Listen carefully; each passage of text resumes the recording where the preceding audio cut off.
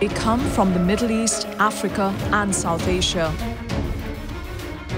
fleeing war, terrorism, and poverty. 1 million people are seeking refuge on European shores. And this is their question here, that what is our destiny is Europe. Do they accept us or no? This great migration challenges the European ideal of open borders. And in the aftermath of the Paris massacre and violence in the German city of Cologne, bitter arguments have exploded. We have too many Muslims here in Germany, and we don't want it. This is Europe's biggest wave of migration since the Second World War, and at this forgotten front line, borders are shutting down, new fences are coming up, and thousands remain stranded. Join me, Prerna Suri, at ground zero of a humanitarian crisis that is dividing Europe and the rest of the world.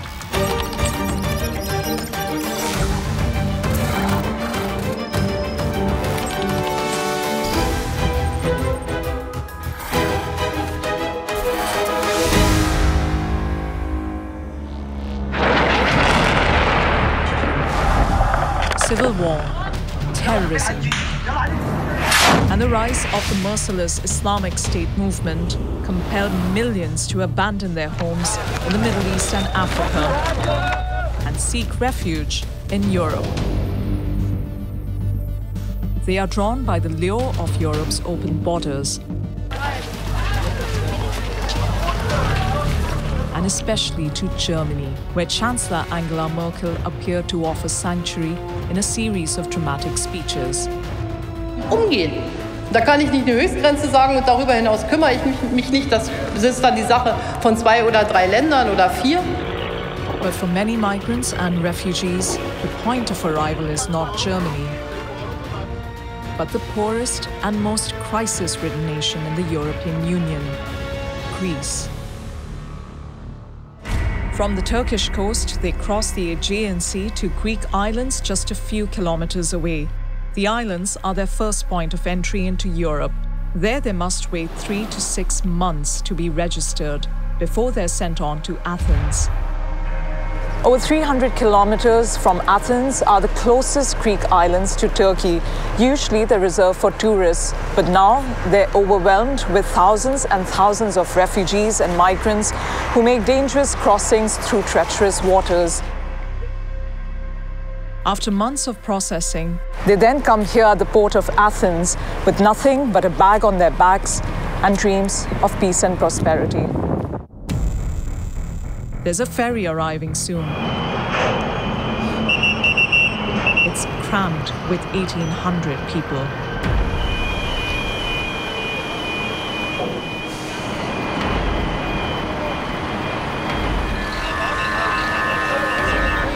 Where do you want to go now?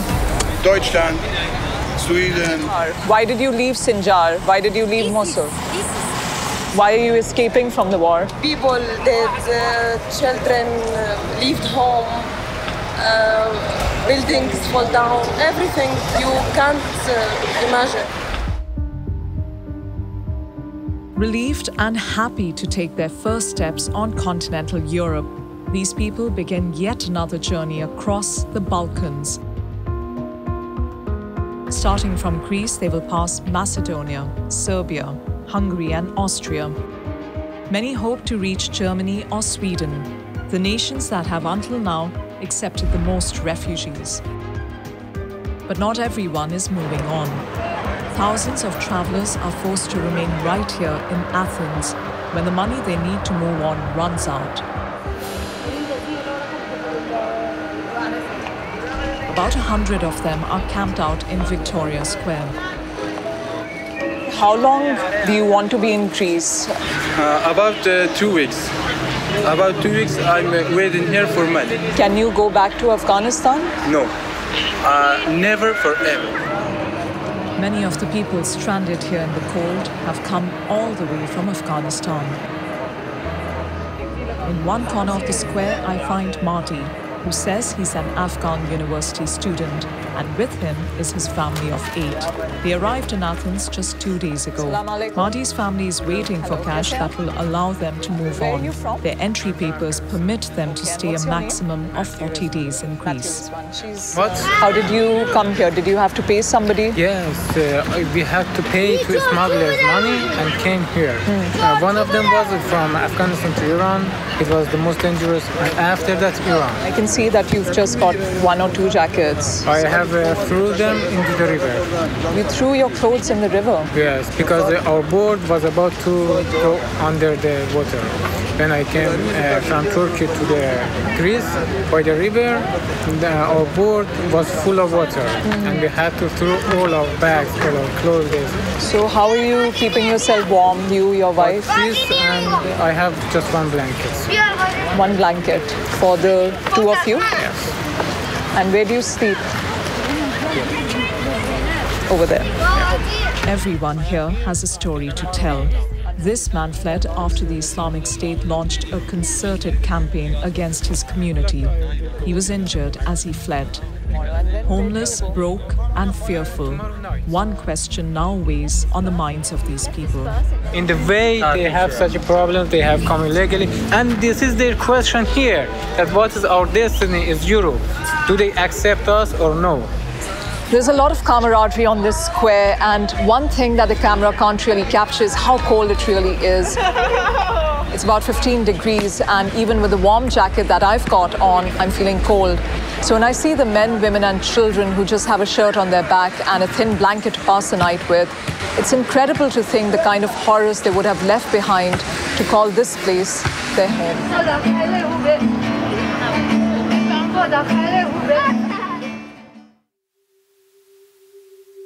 The following day, I discovered that Mahdi had moved on with his family from Victoria Square to Elionas, the only refugee camp in Athens. It's a welcome change from the rigors of the open air. Salam alaikum. How are you?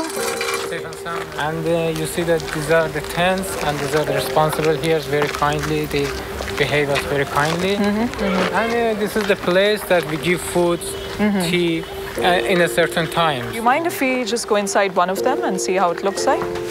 And you see that this is the house or the unit that we are living here. This is our bathroom, and that is toilet. It seems quite nice actually. You've got running water.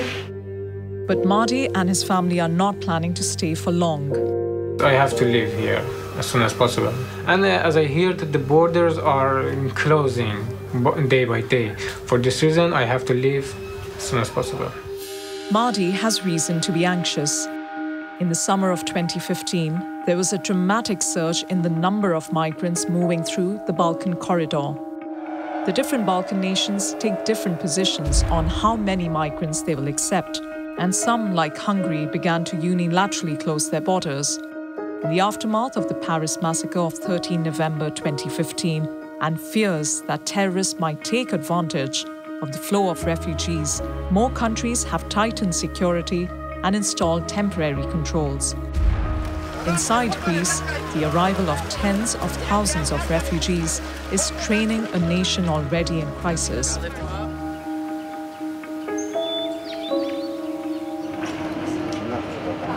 After 2 bailouts, bitter negotiations in Brussels, and threats of leaving the Eurozone, the Greek government insists it has little to offer the human tide that has washed up on its shores.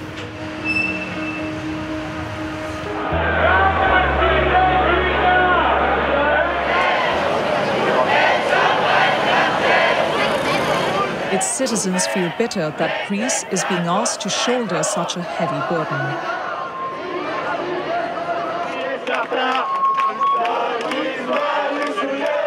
The refugees are troubled people from the world. These people should be given papers to travel freely in the European Union. No one wants to stay in Greece because they know the situation in Greece. Why not? And why not? Because they cannot be fed here. They cannot live here.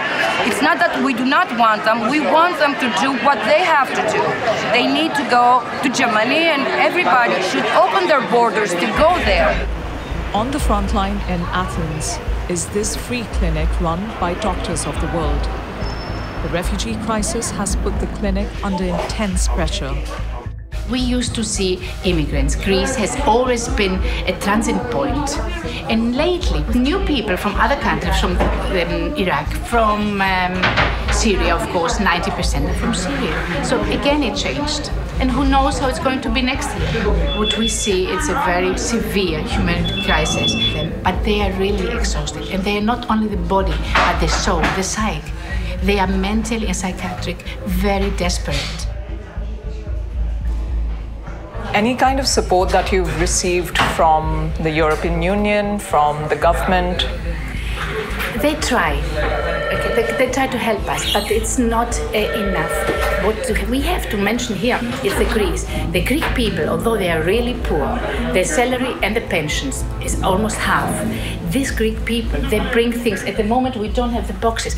Every day, they bring so many things. The medication they share, the food they share. It's really very emotional. As Greece reels under the impact of the crisis, other European nations have launched a barrage of criticism at the Greek government for failing to control the flow of refugees into Europe. I meet human rights advocate Dr. Dimitris Christopoulos, who believes that instead of turning refugees and migrants away, all nations must share joint responsibility. When you have a refugee, when you have someone who seeks asylum, you have the moral and you have the legal obligation at least to examine his request. Europe, over the last years, due to the intensity of refugee flows, has weakened its obligations vis-à-vis refugees. One after the other, the European states decide to build fences, which apparently is the model applied by Poland, by Hungary, by Macedonia, and so on. That means that we're in deep trouble. Whenever there have been fences built in Europe, that was the peak of division. The people paying the highest price for Europe's confused and conflicted response are migrants and refugees, like Marty. His family is at the mercy of closing borders, and they want to travel on from Athens as soon as possible. Marty and his brother-in-law are checking for bus tickets to go to Idomeni, a key crossing point on the Greek-Macedonian border. How many times do the buses go in a day? Only once in a day? There's a bus leaving at 8:30 tonight. All Marty needs to do now is come up with the money for the tickets, and that's the problem. He's calling to Iran and his relatives to send him money. He's waiting for money to get tickets, to receive money. He's waiting, nobody answers. His families don't answer right now. Why do you have to keep calling your family? If he doesn't answer, I will call. He wanna go call his family. And if he doesn't answer, I have to sell my goals, my wife's goals. And I have given them to my brother. He will sell me and then send me money. By 7 p.m., Marty has asked his relatives to sell his wife's jewelry and send him the proceeds via a local network in Greece. But with just hours before the bus leaves, there's still no sign of the emergency cash. I'm angry. Furious.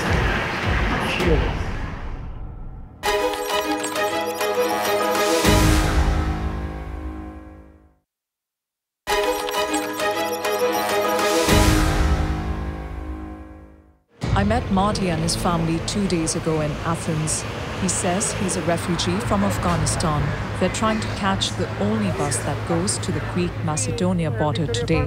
But without the money promised to him from back home, the family can't leave. Minutes before the bus is scheduled to leave, a car shows up. It looks as if the money has arrived at last.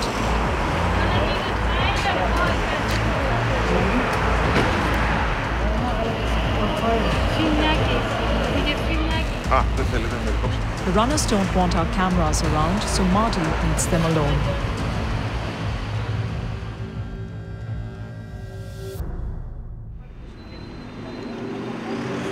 Finally, at 8:30 p.m., he and his family are on their way.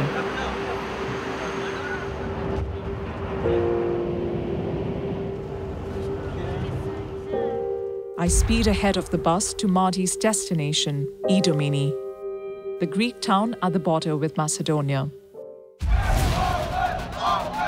For weeks, tensions have been rising on this border.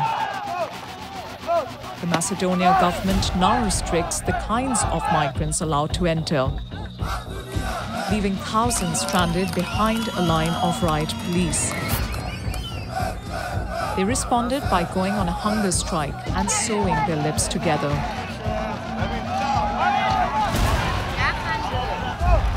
The day before I arrived, a protest turned violent and one Moroccan man lost his life. The border has since been closed to all. It's 5 in the morning right now, and I'm just approaching the border. We've heard that the situation here is quite tense. We're also seeing quite a bit of riot police over here. So let's just stop here and find out what's going on.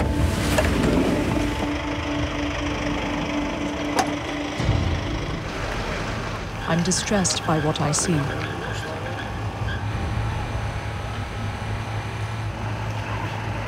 As you can see here, the railway tracks has become home to thousands and thousands of refugees camping out.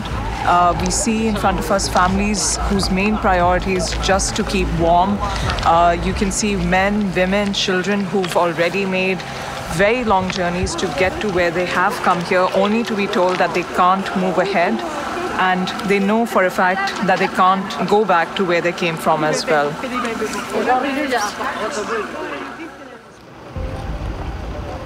Suddenly, a rumor spreads that the border is being opened. People begin to move.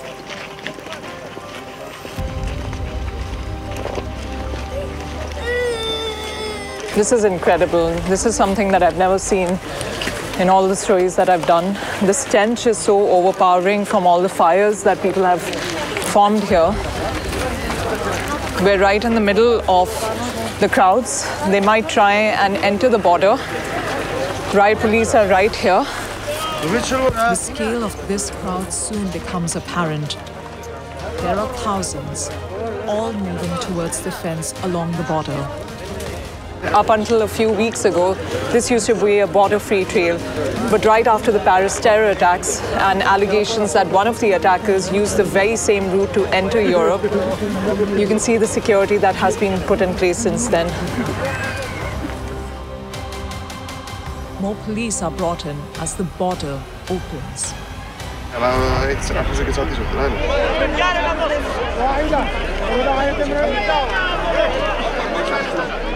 It's a mad rush for this one single gate. There are many nationalities at the border, but only Syrians, Afghans, and Iraqis are allowed through.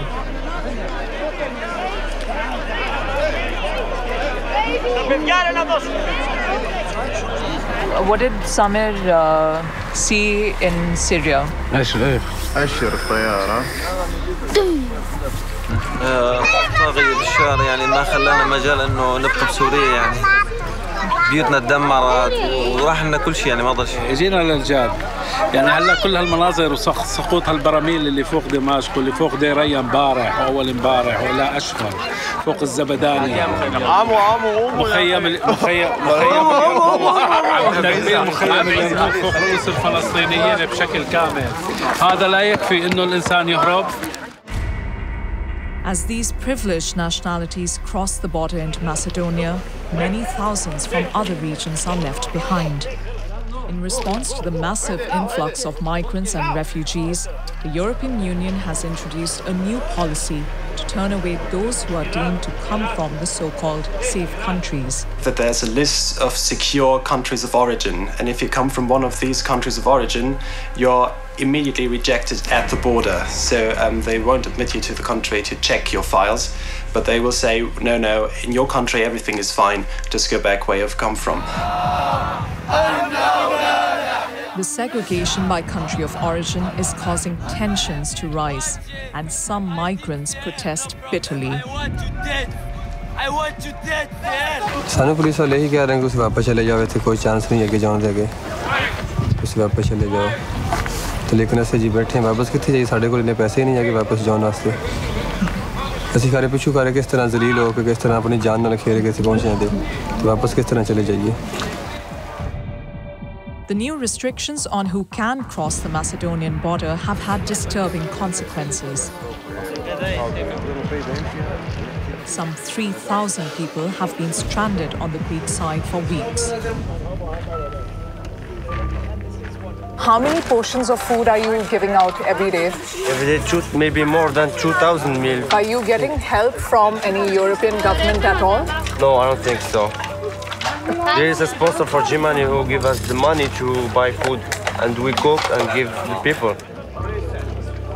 There is no government aid provided to the camps, so it's up to NGOs and local residents to supply food, medical aid and emotional support to the thousands of cold and hungry people.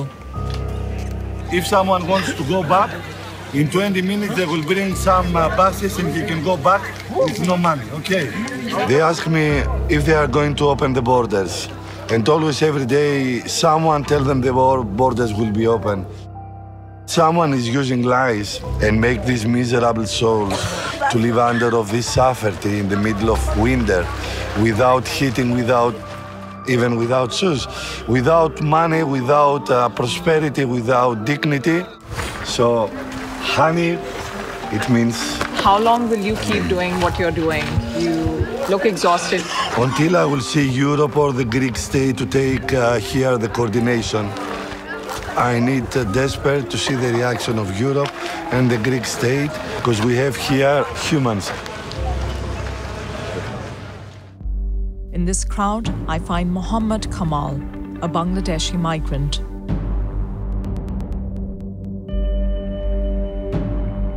20 दिन पहले आया उधर camp में मुझे देख रहा हूँ खाना नहीं मिल रहा है पैसा मेरे पास पैसा नहीं है इधर थका बहुत मुश्किल है सब कुछ मुश्किल है इधर मुश्किल ज़्यादा मुश्किल है खाना नहीं है खाना नहीं है तो कि पानी नहीं नाश्ता में कुछ मिलता है नहीं बस दिन पे एक रोटी मिल रहा है तो यहाँ पे ये तो पूरा खुला हुआ है हाँ खुला है क्या करेगा कुछ नहीं है ना आदमी इधर रहता हूँ हवा थी बहुत मुश्किल है इसलिए क्या करेगा अभी इधर रहता हूँ इधर तो कोई भी अंदर भी आ सकता है आपके अंदर भी आता है कुछ लोग आते हैं लहंगा शू निकलती है बैग निकलती है पैसा निकलती है रात में नहीं सोता हूँ So why is Kamal prepared to stick it out under these miserable conditions? ये आपको बोल रहे हैं कि आप वापस जाओ तो हाँ वापस जाएगा वापस नहीं जा रहा वापस जाना से मर जाएगा बहुत अच्छा है क्योंकि $7,000 लग गया बांग्लादेश में बैंक पे लोन लिया ना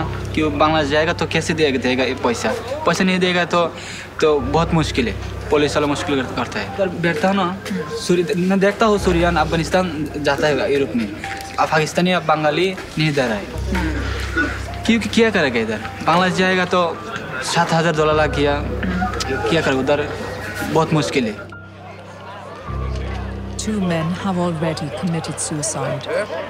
Kamal's future remains unclear.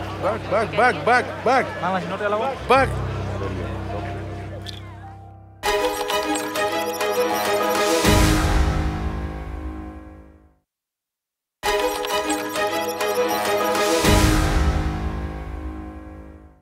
I'm at the Greek border town of Idomeni. After the Paris terror attacks in November 2015, Macedonia installed a 4-kilometer fence along its border with Greece, and only refugees from war-torn nations are allowed entry. A few days earlier, I met Afghan migrant Mahdi and his family in Athens. They boarded a bus the night before bound for the Macedonian border and were expected to arrive hours ago. A big restless crowd has been waiting to cross since the morning, but by late afternoon the queue is more orderly. And the migrants have started to organize themselves for the long wait. But there's still no sign of Mahdi.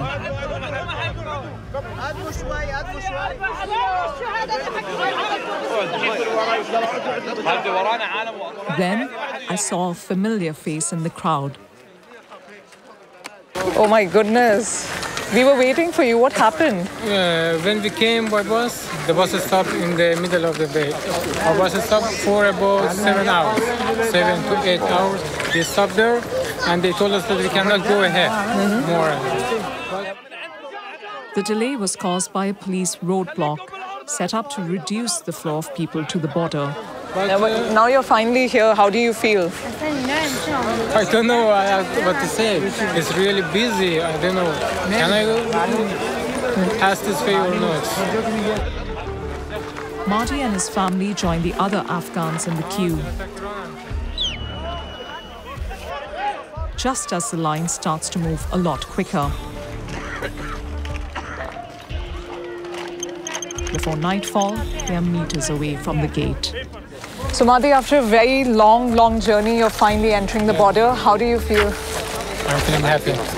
But now I'm not feeling happy. When I get to the Croatia, I will feel happy. That was quick, Mahdi. We didn't think that it would be this quick. God helps us. Only God helps us. We can just trust in God, nothing else, and nobody else. After weeks on the road, Mahdi and his family are finally taking their first steps towards freedom. So, salam, Taira. It was lovely seeing you, yeah? Good luck. Good luck, Mahdi. See you. Or so they all fervently hope.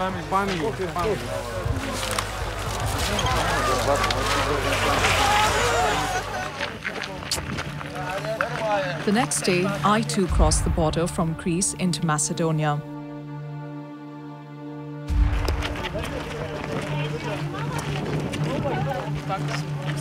Once here, it's a 600-meter walk to the Givgilia transit camp. Zoran Lazarovsky is the crisis manager at the camp. His job is to make sure refugees move through Macedonia as fast as possible. His country is not a member of the European Union, and so few migrants have any interest in staying. Документот кој што се издава од страна на македонската полиција важи 72 часа престој во нашата држава или изразување намера за поднесување на азил од нашата држава. Меѓутоа, засега такви луѓе кои што бараат азил ги нема многу, тие се со многу мал број. Сите сакаат да заминат на другата дестинација. There's an atmosphere of brisk efficiency in the camp.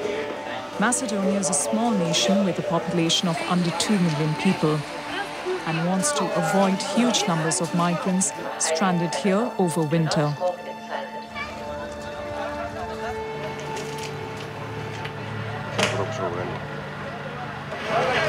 На Европската заедница за справување со мигрантската криза.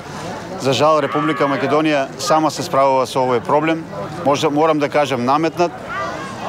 И исто така можам да кажам дека, слушајќи ги информациите од страна на владата на Република Македонија, дека се соочуваме веќе со големи потешкоти околу набавката на средства за одржување на оваа мигрантска криза. In a children's tent, I meet a young, middle-class Iraqi couple from Mosul. Khaldun was an engineer. He met his wife in university and they were married soon after. Their memories of Iraq are the stuff of nightmares. Beside me, 2 meters, 3 meters, and the bomb. Khaldun and Hind lost their first child when she was attacked by a mob. She's making this hazardous journey while pregnant with a second.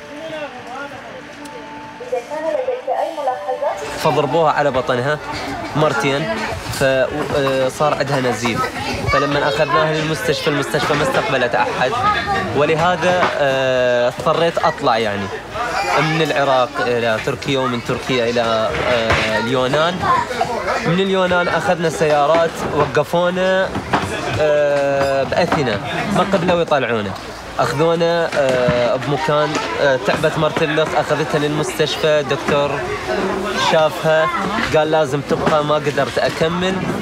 Why can't you stay in Greece? The doctor say we'll stay. Okay. But I can't because I won't continue the journey. المهم. Why do you want to continue the journey? يعني أريد حياة جديدة، أريد راحة، أريد وطن جديد، أريد أكمل. هي تريد تكمل، أريد ابني يعيش مو مثل الطفل اللي قبله مات.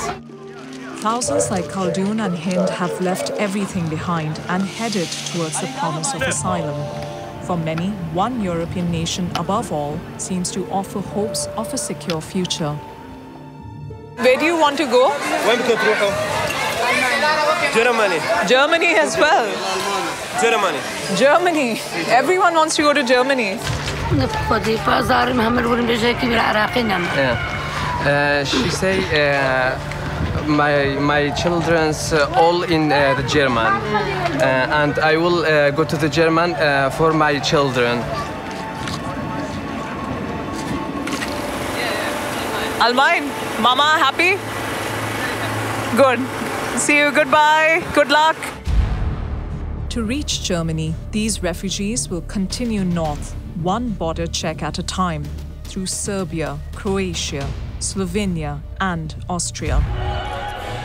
But in Germany, since Chancellor Merkel's first speeches are welcome, the atmosphere has become a lot chillier. This uncontrolled mass migration or mass migration of people that we don't need, and with Muslims, it's twice as bad.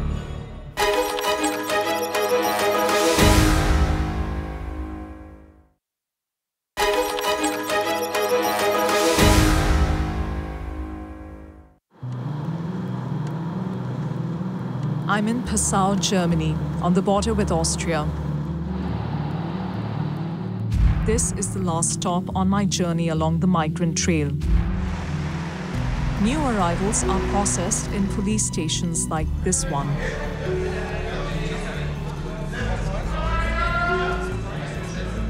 A system has been set up to identify each person before they're dispatched to refugee centers all over Germany. Now that you're here in Germany, do you think life will be easier for you? Yes, it's a beautiful city, beautiful country, beautiful people, and maybe help us. Yes, God bless Germany. Refugees regard Germany as one of the most welcoming countries in the European Union. I know also, In September, Chancellor Angela Merkel announced that the German government would not place limits on the number of asylum seekers it accepts. And at Munich station and elsewhere, many Germans welcomed new arrivals. But since those heady days, generosity has been replaced by fear and hostility. In Germany, the mood in the country began to change. On the political front, Merkel's open-door policy soon came under pressure, even from her own party allies.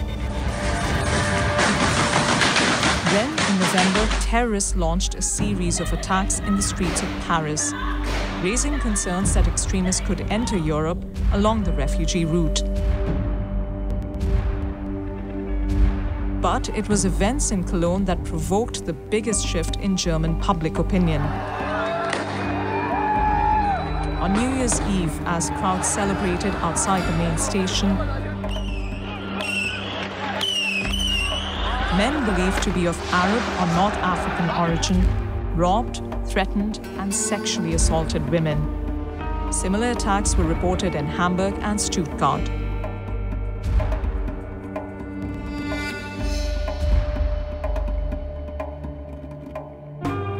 In the media furor that followed, Merkel was forced to respond by promising to restrict immigration. Mir ist sehr wichtig, dass wir sowohl eine spürbare Reduzierung der Flüchtlinge bekommen, indem wir eben bei den Fluchtursachen ansetzen, indem wir aber auch bei nationalen Maßnahmen ansetzen, wie bei besseren Rückführungen für abgelehnte Asylbewerber. Dreht es genau um. Die tun als einen Pseudo. These events have given fresh impetus to the German mass movement Pegida, meaning Patriotic Europeans Against the Islamization of the Occident, which organizes protests against the influence of Islam. Mal sehen, was rauskommt. Applaus für Stefan. Maria, tell me, why are you here? I am here to protest. There are too many Muslims here in Germany, and we don't want it.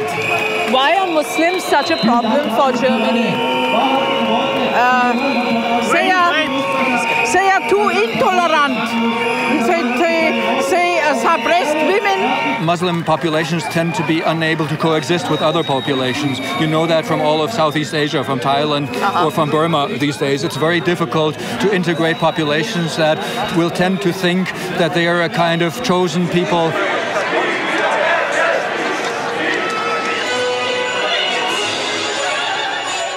Are you afraid after Paris that something like this would happen in Germany? The refugees that are coming in? Yeah, it's very possible. I think that in the refugees, it's not all poor people from Syria. I think there are a lot of people that need help, but there are also people that could be terrorists and we don't know. The refugee dilemma is bitterly dividing Germany. As Pegida marched towards the centre of Munich, an even bigger crowd of anti-Nazis staged their own protest. We are here because we don't want Nazis in German streets. We don't want Nazis to reach this place, which is for victims of the Holocaust. There are lots of refugees coming to Europe, to Germany, and we want to show people that they are welcome here, that we want to help them escape from hunger, from war. I would say stop the beginning. Stop the beginning of racism, of fascism. We have the past, the German past, and they should remember about that.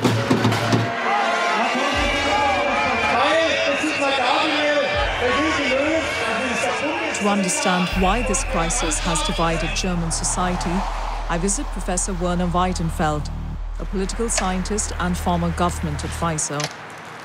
What makes the German situation so contentious is the nation's bitter history, which saw many German Jews flee from the Nazi state as refugees. Why is Germany one of the few countries in the European Union that is leading and stepping up efforts on the refugee and the migrant crisis? Let me say this deep historical imprint, Second World War, many Germans had to leave the country and they were accepted in other countries. In the United States as well as in Turkey and many other countries. And so this is a deep imprint in the commemoration of the Germans. And now it's the other way around. People who want to survive need us, so you will not have immediately the reaction, no, nothing with us here. Can Germany continue to let so many people in as it is doing right now? No, until now, I would say yes, but not for many years. If you have not only this year 1 million, if you have next year 1 or 2 million, the year after that, then you will have a real serious problem. That's clear, and this is the real issue.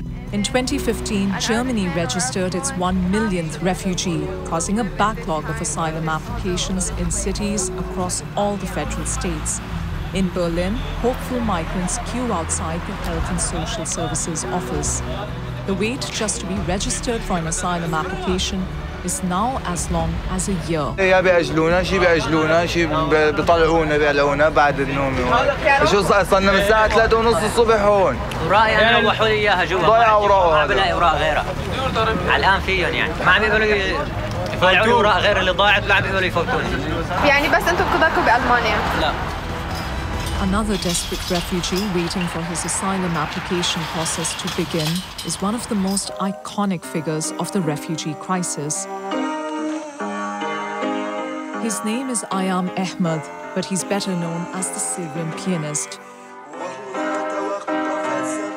A year ago, thousands of people around the world watched an online video of Ayam playing his piano in the rubble of war-stricken Yarmouk, Syria. His songs became a single point of hope and resistance in the civil war, telling those who fled to return home. But in April 2015, the piano man himself fled Syria. He finally reached Germany in September.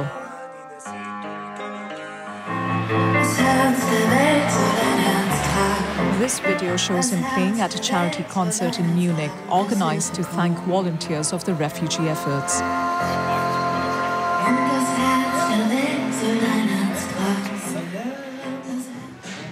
After several days of searching, I managed to track down Ayam. He's staying with a local musician in Berlin and has agreed to meet me tomorrow.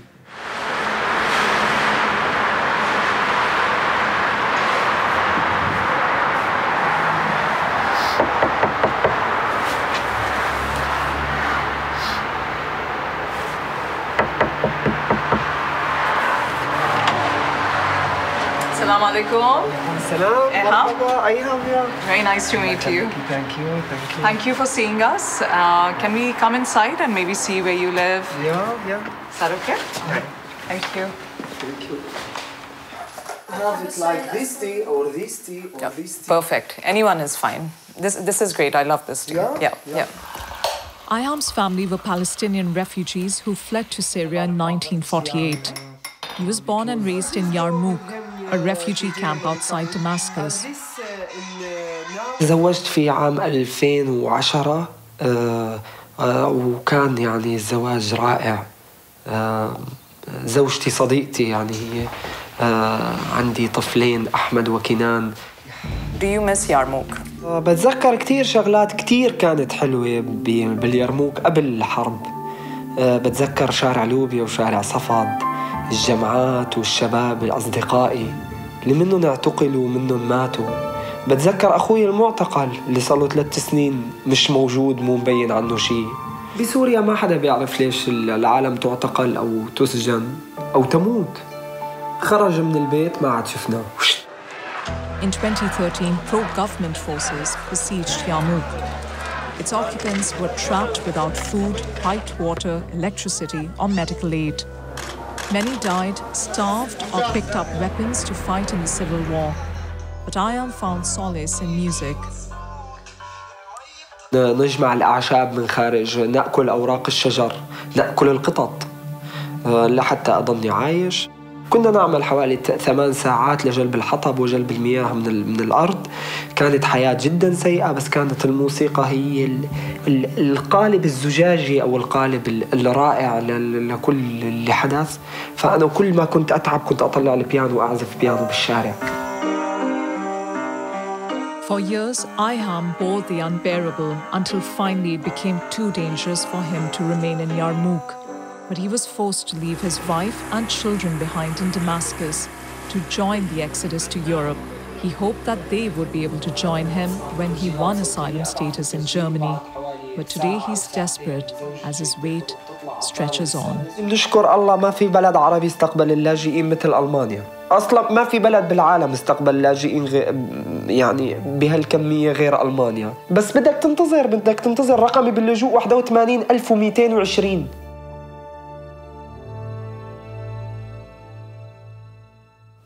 How are they surviving over there in Yarmouk when you speak to them?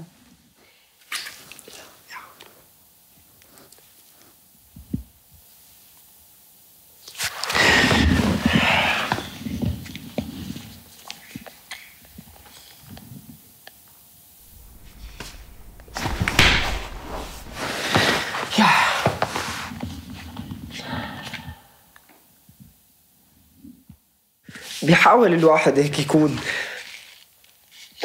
ما عم تزبط. والله العظيم لو انه بيعطوني جواز سفر هلا برجع.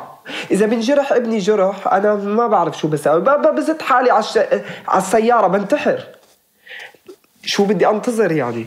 بيجي بيقولوا لك كذا وبيجي بيقولوا لك هون الاوراق والكذا يا اخي ما الشغله ما يعني. انا احترق ربي بالاعلام، ما عاد يمشي الحال انتظر، ما فيني انتظر.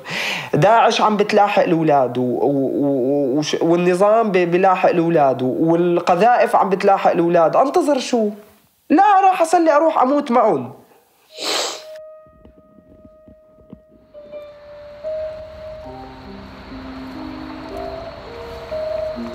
It was here in 1989 that Europe was symbolically united as millions celebrated and cheered the falling of the Berlin Wall.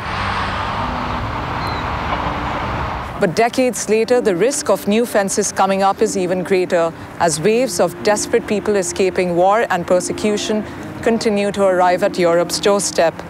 There's no doubt that this crisis will define the decade we live in, and how this is managed will be Europe's and perhaps the world's biggest challenge.